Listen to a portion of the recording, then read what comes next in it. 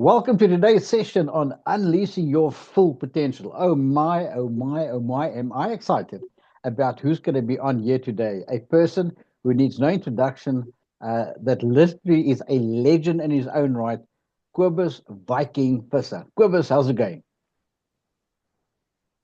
Good day, Doc, and it's nice to be back. And I think we've started a great journey 2025 and to inspire and give people some life lessons and journeys. So I'm excited to what we're going to talk about today. Well, it's all about that experiential exposure that we all have as human beings. And today we're going to deal with something that is called fear.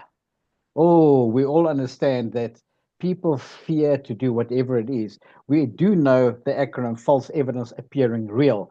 But the thing is, you are an expert in helping people break through the threshold of fear. Talk to me about your experience of when it comes to fear with people. Yeah, I think I read the quote the other day that says, "Danger is very real. However, fear is a choice." And I think the one thing that on my journey was, if I had to reflect first on my own journey, is that because I was born as a hemophiliac and my parents brought up me up with a lot of fear for a lot of things. Just the smallest bump, I couldn't play sport. Everything that I had to do was watch out that you don't get hurt. So I was created with a lot of fear in my life. And the one thing that I realized is that fear can actually hold you back because when you need to take steps and action, it actually disarms you. It actually disables you from taking steps forward. And it did it a long time in my life where I was too scared to do anything. So it really halted me in growth in my life at one point before I got to the journey where I'm today. And then the second thing is, if I see it in other people, is I realize the power that we have and others and how we can imprint fears. To give you an example, a question to you, Doc. Do you believe fire burns? Of course it does. I mean, that's why people are petrified of doing the firewalk. I know. Definitely. And I think when my son had the opportunity to walk on fire for the first time, he has a very close relationship with his grandmother, my mom. And she said to him, "You can't walk, you're going to get burned." And it had such an impact on him, those words, that when it came time to the firewalk, he was around 3, 4 years old. He stopped and he couldn't walk. And I'm asking why. He says, "Because Oma said I'm going to get burned." And it stuck so in him that it created that fear for 8 years. I had to work on him. And just to show people that once you have the fear, it's easy to create the fear. And we then make it stronger by reinstating that fear over and over. But to break the fear takes a lot more effort as well than energy. And it took him 8 years to get to a point where he could stand in front of the fire, go through the whole journey, and this time made the choice. Because what I said about fear is a choice, he had to make choice in giving the first step.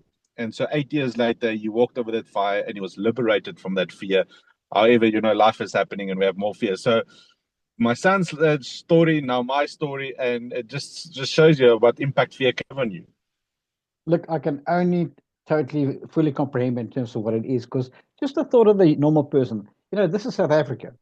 I mean, when Barry Hilton says, no one will braai, everybody in South Africa knows that's having a piece of meat on the fire, and we call it a braai in South Africa. So in your mind, the moment you talk about, those coals are there. We all hold our hand on top of it, one, two, three, four, five, perfect, let's start braaiing. But in your mind, to take those coals and to walk across them, fear besieges you. I mean, it's like all of a sudden it gets a hold of you, it grips you, and that is reality. And as you say with your son, it took 8 years to break free of that fear. So I guess that's why you've chosen walking on hot coals as one of your ways to say to people, you can do it, but you're going to have to break through. It's a mindset barrier and it's a physical barrier, and literally it's a breakthrough. So when comes to the concept of walking across burning coals, in your mind, there's a struggle, be it physical, be it emotional, whatever it is. But let's find out from the man who really knows. What are the struggles that we face when the question comes, will I be able to break through the courage barrier, not to have fear to walk onto burning coals? What do you experience? I think that apart from having a breakthrough, I think the one thing is what I realized on this journey to have that is to where do you focus? If we focus on the fear expands and it grows. And it's a thing. You think about it when you grew up at night and you would sit in the room and then suddenly it goes dark. There's no fear. But the thing is, then the mind starts creating the fear, and the more you start thinking about it, every sound that you hear, every movement that you experience, you start creating a scenario of wow, there must be something there. And then one thing I realized is what do we focus on? And that's where we create fear. Think about it. If we suddenly think about our country or about certain areas in our cities, we start creating that fear and it becomes our reality. And I think there's a place that it says that what you fear about, you comes about, right? So it comes on to when we walk on fire, is I don't get people to focus on the fire. First, we chant ice cold, so we focus on the ice, and then secondly, we focus on where we want to go. It's like in life. What is the outcome that we want? So, and then all that you have to do is just give the first step. And before you know it, like, oh, I'm actually walking on fire. And you get to the other side. And that's what I love about fire walking. The metaphor and the links can have towards applying it in our own lives. Well, I can just see the normal person listening to you going, "Are you crazy?" But the thing is, that's what it's about. And that is that you get what you focus on. You said that clearly. So if you only focus on the fear, that is what you're going to get, and it will grow. Somehow the mind has got this beautiful ability that when you focus on something, it becomes bigger and bigger and bigger, be it negative, be it positive. Let's first talk about the negative, that fear that now enhances itself. But you can turn that around into a positive by doing what? So talk to me about the two realms of the brain. Yeah, I think so about changing the fear into a positive. I think sometimes it's about the lessons that we have to learn. Everything in our life happens for a reason. And so when those things happen, time to sit and reflect of why is it happening. So I have a saying, if you don't learn from it, it's just going to come back and it's going to repeat itself. So think about your normal fears in life. The moment you overcome it, that fear disappears. Then you have new fears to face. And I think that's the link, the neuro link that we have to break in our mind is to sit down, reflect, and get the positive learnings from the experiences that we have and grow from that. Now, if you look at the hundreds, maybe even thousands of people that you've taken through this exercise, can you be honest with me? What percentage of people fail? Because it's just the nature of the human being that not everyone actually gets to the final point of saying, okay, I'm going to do it. Help us with statistics to know how successful are you at helping people overcome that fear?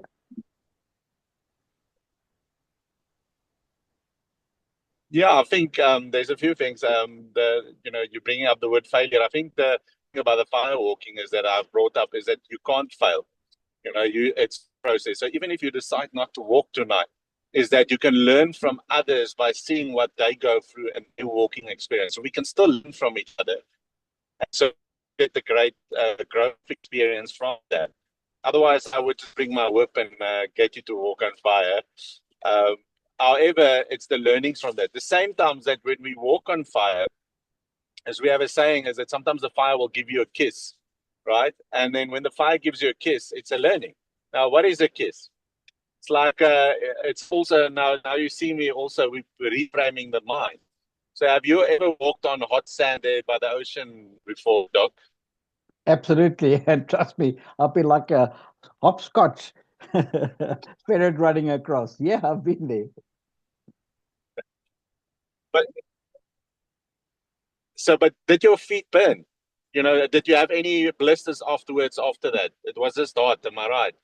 It was extremely hot. I can't remember having blisters, no. But man, I just remembered at the time it was excruciating. But yes, I do remember that. So, and that will always be by you. So you never got hurt. Yes, you got the sensation. Now, I say to people, you know, that is not how firewalking is. That's the extreme where you think what firewalking is the lesson is now you're reframing it to say it's an ice that I'm walking on.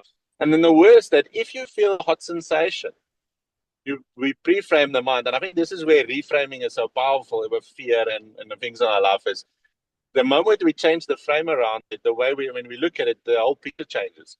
Is we reframe it as the fire is giving you a kiss, that the fire actually loves you and likes you. Now suddenly it's a different experience. It's a cool experience. And think about it. Which would you rather want to remember? Walking on hot sand or get a lucky kiss from the wife? I'll take the kiss anytime, man, anytime. Yeah, you're right. I can see where the analogy is going. What, beautiful analogy.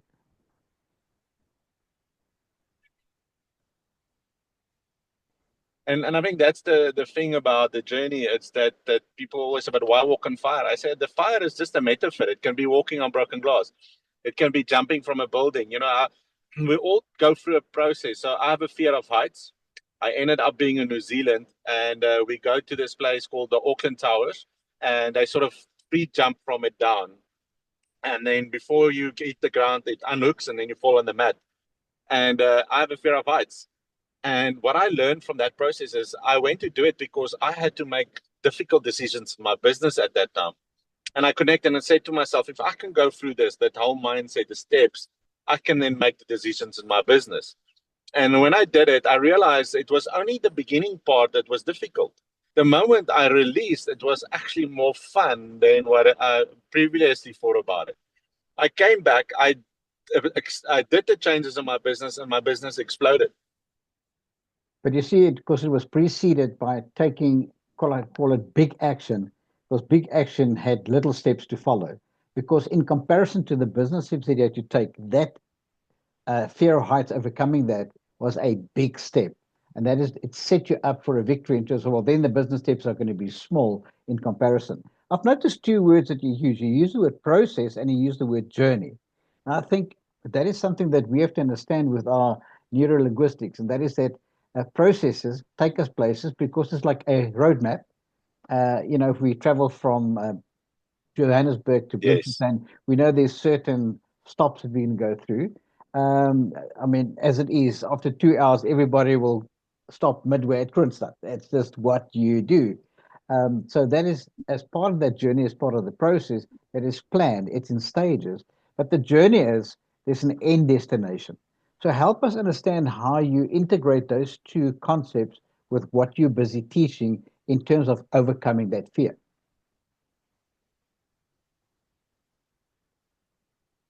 Yeah, I think at the end of the day, we need to realize that if I just take my life as a story, is that where I at one point had a fear of just talking to someone, talking on stage, driving a car, facing the unknown, becoming a dad, because I was brought up in so much fear about I can't do anything.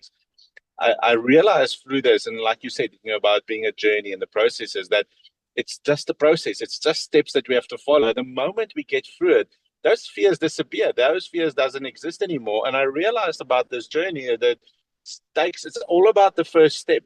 And I think if we can get to a point in everything that we do is realize that the biggest thing is to overcome any challenge in our life is taking that first step. What does that first step look like? I remember I was sitting on Kilimanjaro, busy summiting, and it's pitch black. And the guy told me, "How are you doing?" And I'm like, "I'm frustrating. I can't see. I'm in pain." And he remembered I had a headlamp on, and he said, "Look down. Can you see your next step?" And just to have the audience have an idea, it's pitch black around. You can't see anything. You don't know where you are. You don't know how far you are from the top. And the only things that they always remind me, and I think this is for fear as well, and everything that we face, just look down. What is just that one next step that you need to give? Because before I knew it, the sun was out and I was almost on top of the mountain. Wow. Cobus, if you don't mind, I have a good book that I study quite regularly that has got a verse in there that illustrates what you're talking about right now. And it actually says, your word is a lamp to my feet and a light for my path. I could just see that in your journey, that lamp for your feet right here for where you now, but it's a light for your path in terms of going forward. What a parallel. I mean, I can just see with what you did before you submitted. And isn't it truth? Sometimes it's just a decision to take that next step, but knowing that you are guided Yes. and that you are not walking blindly. And then the last thing I think for people to remember there is to have faith. And I think that's what that brings in. In the moment of darkness, that little light you have to shine. can have such an impact is to have faith that the sun will come up, is to have faith that you are getting closer. And it's to walk by faith and not by sight. And I think that's what it brought to me as well. And that's the same with walking on fire or walking over broken glass and all of the activities that I do. At the end of the day, it comes down to walk through it by faith, believe in yourself, believe in how you were created and the strength inside of you. And that God created us to create our own destiny. And I mean, that is that we just need to realize that that power lies in us to be creators in our life.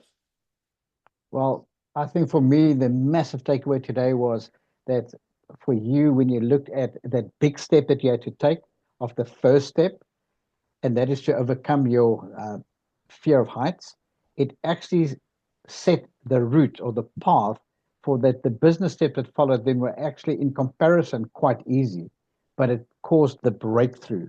And I'd like to end up with a Yes. call from you in terms of you need to learn how to face your fear.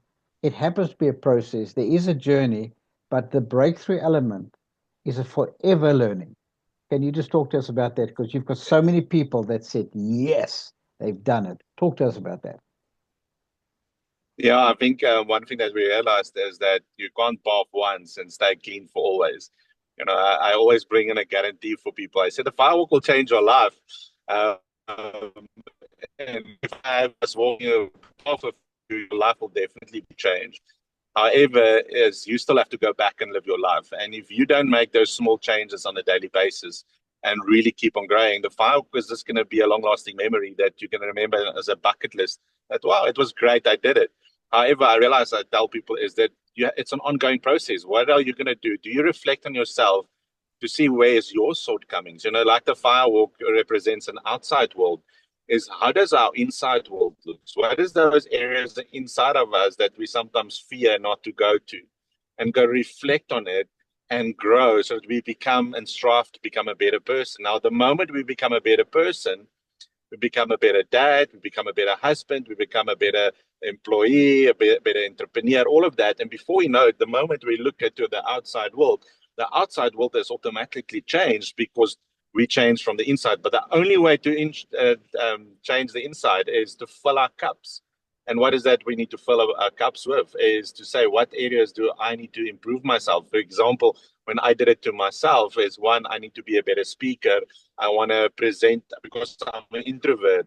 I want to connect with people. So I went and learned rapport building and communication skills, etc., body language to be a better speaker and better at my craft. Now, the next thing that I need to learn on and that I'm putting my path on is not only to get physically healthier as well, but also to become a better partner for the lady in my life as well, so that I can be better in that area. So it's a continuous growth, and I think the challenge to people is it's never ending. Start today. Give that first step. So when we basically have that first step, we break through without even realizing it, we become role models to others because we've Yes. been and we've gone to places where others are dreaming about going to. But you see, it takes the first pioneer to do the first step, like the very first person that actually managed to summit is the very person that says, I've done it, it can be done. In your case, the many people Yes. have gone before you, they've done the firewalk, that can role model and say, I've had to change the way that I think. I've had to literally, can I say, encapsulate fear and make fear my friend and not be afraid of fear of in itself, but know it's part of a process of what you have to overcome so that you can be successful. And we heard about the breakthrough and then how you become a role model. I want to tell you in terms of you've become a role model to many in terms of never giving up. You didn't wake up and saying, I want this physical impediment in your body. It was handed to you. Yet you had a decision to make. What do I do with it and how do I live with it? So can you wrap up and tell our people what it took to overcome those personal struggles and being the role model that you are today? I think it's first to realize that the power that you have is in choice. I say it usually to people is the choices we make is where the power lies. So what is the choices you're going to make on a daily basis from the moment you wake up? So there's two things that has helped me on this journey was the philosophy about whatever it takes. It's about never giving up, never having excuses, blaming.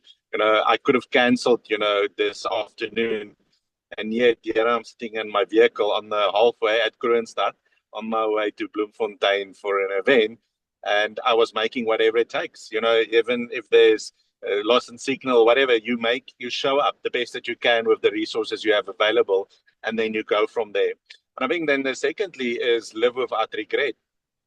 Is that, don't go to sleep tonight and regret that you didn't do enough, that you didn't train, that you didn't study, that you didn't take that chances you need to take.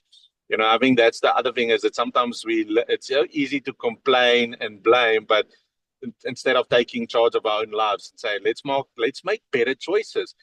If you are unhappy with the circumstances in your life and your work and your relationships, is if you go back, you keep on making the same choices. So isn't it then time to make different choices? So I have this someone that I know that always complained about their life, and then the moment I challenged them to start making different choices, their whole life changed. They got the partner of their dreams. They got a job, a career that they were dreaming of, because they suddenly were starting to making different choices from what they did before, and it changed their lives. And I realized, in the end of the day, nobody's going to come save us, ladies and gentlemen. The power of saving, it's you making that choice to say, today I'm saving myself. Well, that was a great Cobus Viking Visser, and I can tell you, looking at the picture behind him, I'm going to just say to you, you might have to take and just put those 3 lines across your face and get the courage and face it and make it happen. Cobus, we love you. Thank you for your contribution. Travel safely, and we catch you next month. God bless. Thank you. God bless.